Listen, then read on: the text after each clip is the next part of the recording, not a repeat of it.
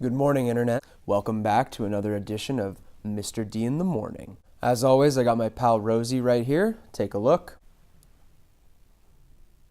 That's you.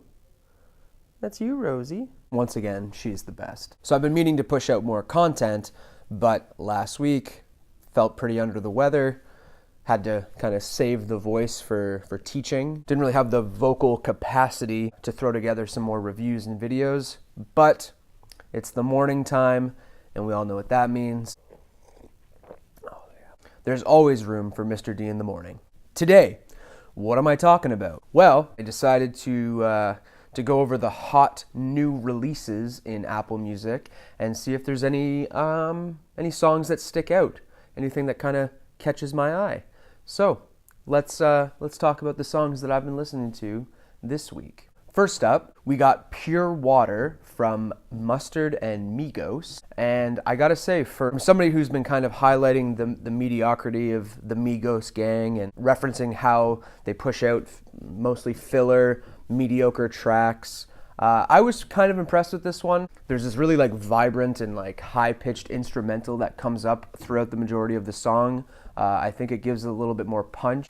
There's this nice transition from each Migos member throughout the song. It's really rapid, fast-paced. I was pretty impressed with this one. I think the production was the main reason why this Migos song kind of stuck out compared to their last project. Check it out. This one's a hit. Next, we got Keanu Reeves from Logic. It's okay. I've been following his career for a fairly long time, back with projects like The Incredible True Story and Under Pressure. But this track, the hook is mediocre. There's some really kind of cringy lines that come up, like I don't play games unless it's Fortnite, and like a fan recognizing as the 1-800 guy and then referring to his doors as suicide. I don't know if it's clever. It seems kind of clever, but at the same time it's also I feel like Logic is trying to bounce back into these different personas over and over again. He's just hitting too many different markets at the same time. Something about this song. I feel like this song is kind of focus grouped. Like we got a Fortnite reference for the teens, the moms who love 1-800, throws out I do this for the people with 5 degrees and all this student loan debt, so millennials. He also throws out references to cars and money, firing in all directions and hoping that each lyric is going to stick to a certain group. The song ends, you're just like, what did I listen to? That was bland. Listen for yourself. I won't say it's a miss, but it's not a hit. Next, we got Post Malone with the track Wow. Don't really need to say much on this one. All I will say is that I used to not like Post Malone. And I look back on myself. Mr. D, why? He is a sweet human being. I've seen him all over YouTube. Just a stellar guy. Gorgeous voice. And he's a hit maker. Lyrics in this song, I don't know. I've listened to this song dozens of times, and I love it. It's just a good, catchy Post Malone song. So, it's a hit. Next is a track, Splashin' from Rich the Kid. I'm going to go ahead and say it's a miss. I still don't see the appeal to Rich the Kid. It's a lot of the same. His voice isn't really that distinct. The production is a dime a dozen. It just reminds me of any of the tracks that were on his last album. Yeah, it's just a all flash, no substance song.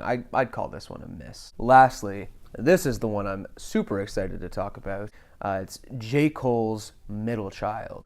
Oh my Lanta. This is a fire song. Fire song, hit. This is a hit. He's been popping up on features left, right, and center, never misses. And now, with this song, 2019 will be the year of J. Cole. This song in particular, a super chill, laid-back beat throughout the whole thing. J. Cole sees himself as kind of the middle child of the rap game. He still has those rappers that he's looked up to, and he still has the rappers who are younger than him who he's kind of trying to mentor and to learn more about and maybe provide some sort of guidance. He talks a lot about how critics of hip-hop and media likes to kind of pit rappers against each other, talk about nothing but disses. Any rapper at the top has somebody that he's kind of pitted against. But for J. Cole, he's coming from the perspective of, we're all making music. That's what this whole thing is about. He's not doing it for the money. He's not doing it to sell a product. And that is a really strong and important message to have from a guy like J. Cole, going forward this year. Love the second half of this song. He talks about working with 21 Savage, and he also talks about mentoring a guy like Kodak Black, talking about guiding the new school of hip-hop. He kind of made me question what I think about some of these new guys, especially Kodak Black as a clear example. J. Cole highlights the trauma that a lot of guys like Kodak Black go through when they're growing up that lead into that lifestyle of crime, going through a cycle of incarceration. For me, that doesn't shift the blame away from Kodak Black at all. It definitely makes me kind of take a deeper look into the situation of a lot of young hip-hop stars who are going in and out of jail, and maybe what is the cause of that? Why are they going in and out of jail? It sounds weird to kind of talk about these kind of questions just from listening to a hip-hop song. That's why this is a good song. The fact that it kind of challenges the way I look at how I did my Kodak Black video. If you think of it in a different way, that's a sign of good hip-hop. That's a sign of a fantastic song that really, really got me to question what I'm going to say when I talk about these rappers. Overall, this makes for a great song. Cannot wait for new J. Cole music. This has been Mr. D in the Morning talking about his favorite tracks of the week. If there's any new releases that I should check out, some tracks that I may have missed, comment down below. Until then, stay tuned for new Mr. D content. See you later, Internet.